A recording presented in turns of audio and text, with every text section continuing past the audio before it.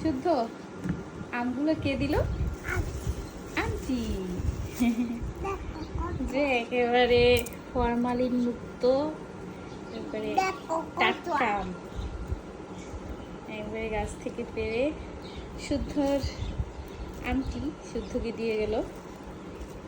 দেখো কত আম। আন্টিকে কি থ্যাংক ইউ দিছো কখন? আচ্ছা আমগুলো সব ঝুড়িতে তোলো। আন্টি তোমাকে কত ভালোবাসে তাই না? আম পেড়ে তোমাকে দিয়ে গেল, তাই না? আন্টি তোমাকে অনেক ভালোবাসে।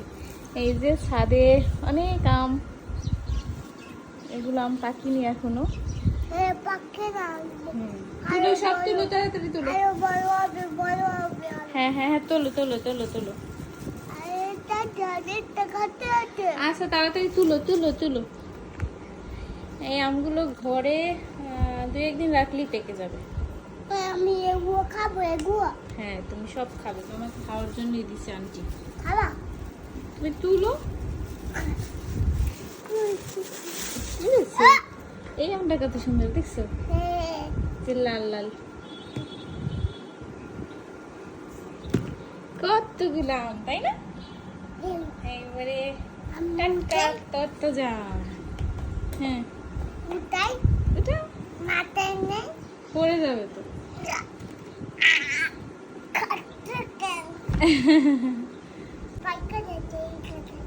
এইটা পাকছে তাই না?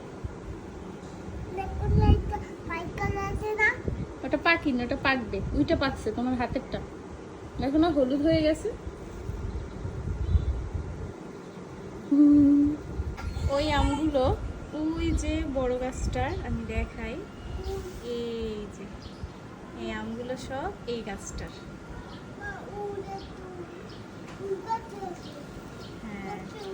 হ্যাঁ আমগুলো মোটামুটি পাড়া হয়েছে, গাছটায় অনেক আম ছিল। এই যে গাছ থেকে দেখিয়ে দিই,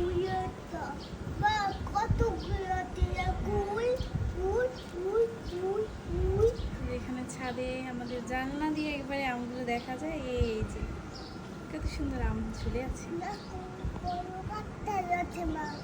ওই গাছটার আমগুলো এখন দেখা যায়। এই যে